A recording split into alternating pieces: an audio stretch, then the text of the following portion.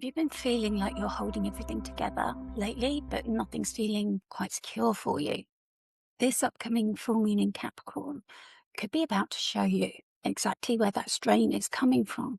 It might feel like you're successfully managing the tasks and the emotions and the long-term plans, but something underneath the surface might be refusing to feel steady for you. This full moon can be working as a necessary reality check for the places where your time, money, and energy are leaking away. And this is especially true if you have placements between 3 to 11 degrees of Capricorn, Cancer, Aries, or Libra, the cardinal signs. You might also find that you feel more support during this time, especially if you have either Capricorn, Taurus, or Virgo placements, earth signs in that same degree range. Because we are currently in Cancer season as the sun moves through Cancer, we're looking at the meeting point between our roots and our duty, our family stories, and navigating this journey between shelter and ambition, or care and long-range effort. Welcome to Celestia Astrology. I'm Sonia, and in this video I want to trace the moon family story, which took us from a seeding point in December 2024 until now. An 18-month story looking at Capricorn Decan 1 and the tarot card, the Two of Pentacles, and give you some grounded ways to work in this time. Strong foundations can give you somewhere real to land, while if your foundations are weak, they'll show their true cost really fast, and you'll become very aware of that right now. So let's look at the moon family storyline and what is ripening right now.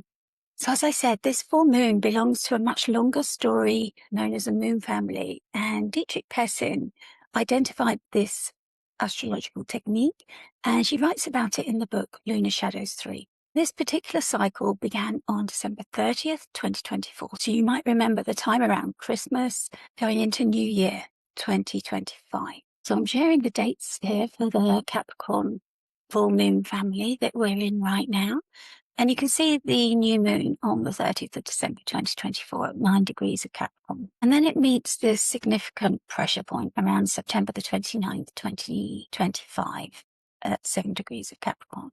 So you can see how the moon is returning to the same address in the chart, the same sign, and the same degree range. So it stays within the decan of Capricorn 1 and returns within a couple of degrees to the same degree range.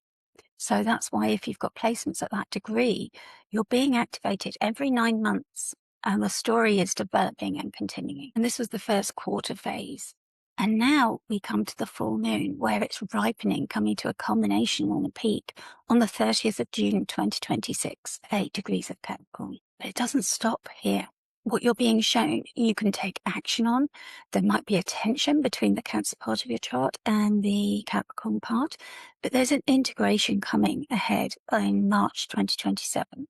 And that's when you can let things release and also decide what you want to keep to move forward into the next Capricorn cycle for you. So that's why it's important to identify your story so you know what you want to keep intentionally and what you want to release. That's why if this full moon is feeling weighted to you, it's because you're meeting this longer chapter of your life that's been building for quite some time since the end of December 2024. And you've been building this storyline that's been developing over that time. This full moon will show results because it reveals what your choice is, but between the new moon and the first quarter moon to now have built, and where a commitment carries real weight. So if you go back to late December 2024 and think about what might have began there, and it might have started quietly, depending on whether Capricorn falls in an angular house for you, that's usually louder. But if it was cadent or succeedent, might have been internal, might have been about what you can sustain. So it very much depends on your individual chart. And we do this work in Celestia Circle, and you can upgrade your Substack membership to join. So it may have started as a new duty, perhaps a plan, a move, something shifting at work, or a health decision. It might have been a relationship change or an inner vow that you made to yourself.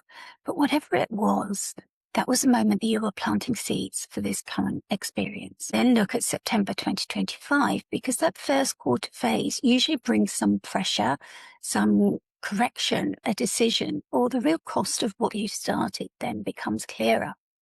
The full moon now is showing what held together, what you're carrying forward and what did not. Something might be falling away as well. This Cancer Capricorn axis speaks in very plain terms regarding care and provision, home and ambition, and emotional needs versus structural demands. While Cancer is protective of life, Capricorn builds what can actually sustain it over the long haul.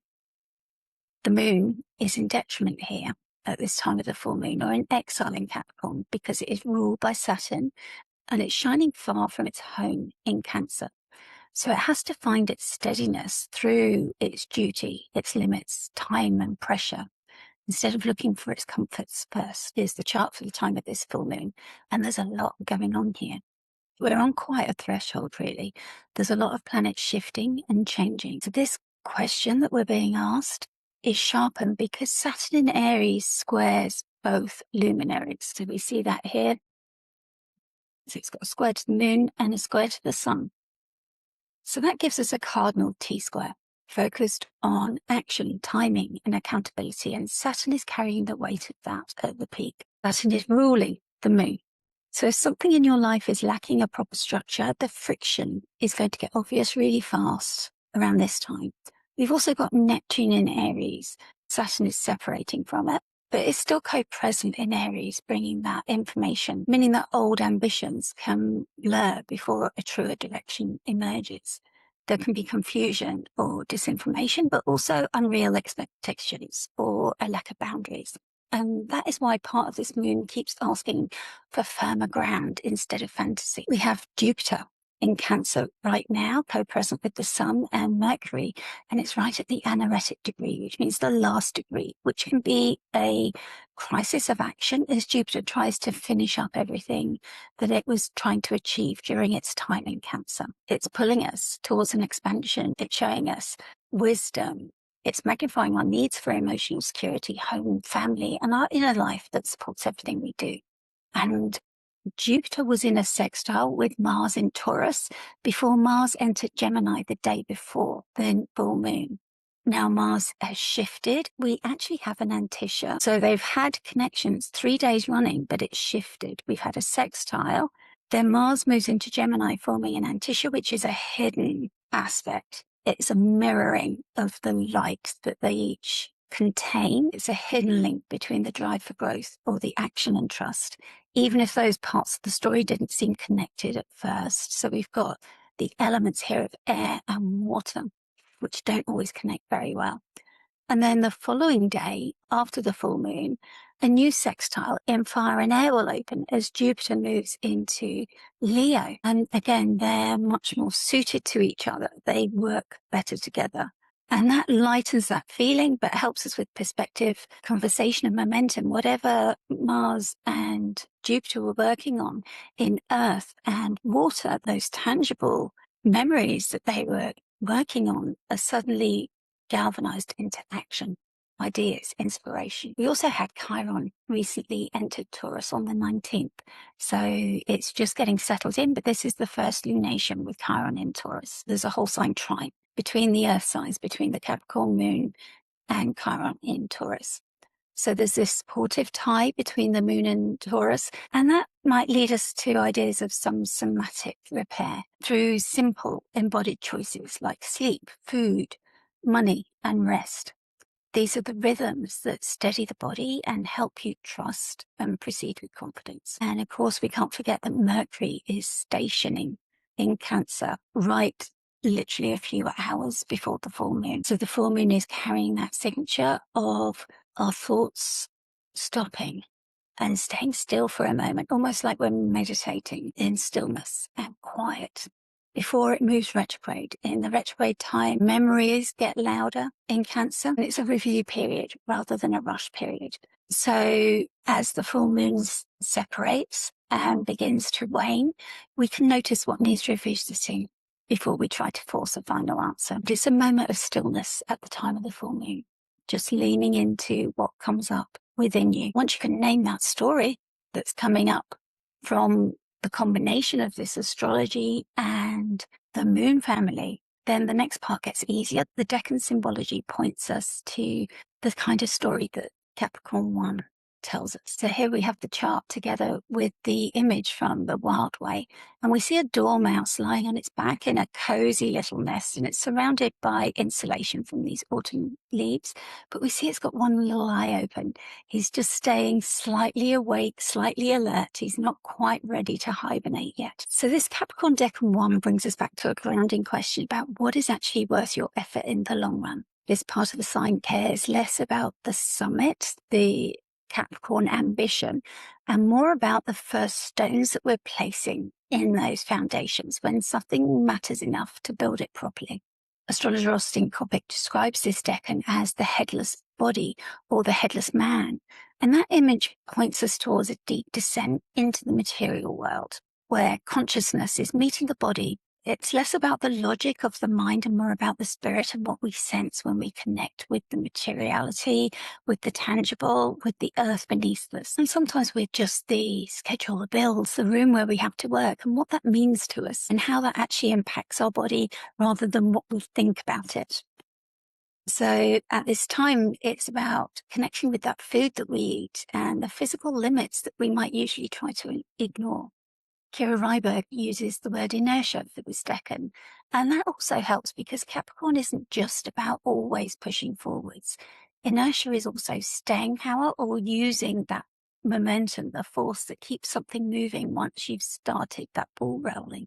So this moon can be less about starting 10 new things and more about asking whether what is already in motion deserves your continued devotion. Are you going to keep giving energy to it? Or can it roll on its own? And this dormouse from the Wild Way Oracle card fits this decan really well because it's staying curled in its nest. It's conserving its energy ready for hibernation while it's keeping that eye open, keeping itself safe. This image holds this rest and alertness at the same time, which is that mindful assessment that we're also partaking of at this time. You should ask if your environment supports the life that you want to be living, or are you trying to grow in conditions that are actually draining you? And if that's the case, is there anything that you can actually adjust? Is there anything that's in your control? These questions might land in very ordinary, mundane places like your job setup, your commute, your weekly rhythms, your sleep patterns, your sleep hygiene, or the feel of your home, how it's organized. Maybe take some tips from Feng Shui and that might help you. Sometimes the wiser move is to change the container instead of actually trying to patch what's inside it. Two of Pentacles adds active balance to the mix, showing a figure juggling these two pentacles while time, money, and energy keep shifting.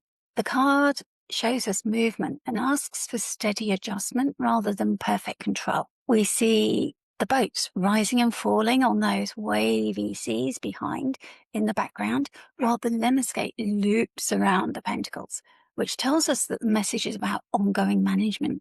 When you put these symbols of the decan and the card together, the instruction is to choose the right ground, be in the right place, get this sense of place, and manage your real resources with steadiness as you review, trim, and protect what matters to you. You might be wondering what to do with all this information during the week ahead as we go into the full moon and after it. And I suggest keeping your approach very simple. First, take a look at where your time and energy are leaking and look for the specific drains that keep repeating in your life. This might be a habit, a person, or a task that you keep avoiding, putting off, but it could also be a setup that's costing you far more than it ever gives back. You need to name one of these tasks clearly so that you can address it and really just see what is being brought to your attention as the full moon completes, and then look to work on it in the week after, because that's a good time for letting go. And second, choose one long-term priority that you want to protect right now, whether it is a relationship, your health, a craft, or your home life. Pick a thread that you want to keep feeding. If you try to make everything matter equally, then nothing gets held properly. And third, make one material adjustment that supports that priority in a concrete, tangible way.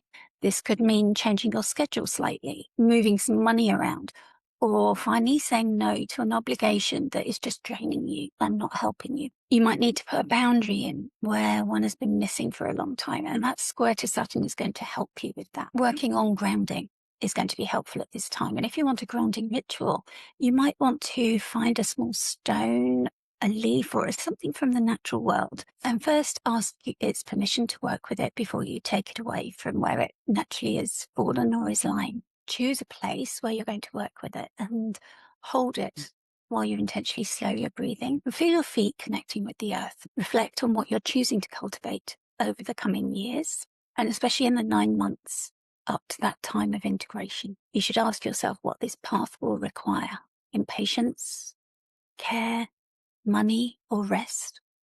You could also journal about where you're being asked for a deeper commitment, what foundation you're building on. If your chart is impacted by this full moon, think back to what became clear since December 2024 and consider what responsibilities feel truly meaningful now. Because Mercury is stationing in Cancer at the time of this full moon, don't rush to lock every detail in while things are stationary. Wait for that retrograde motion to start, and that's going to be a good time for your reflection. It's a time for reviewing, not rushing. It's a time to test your ideas and keep navigating the journey with care instead of forcing a finish line that's not ready. You can trust and proceed as you find your footing with this. And finally, this full moon shows whether your current structure can actually support the future that you want to grow.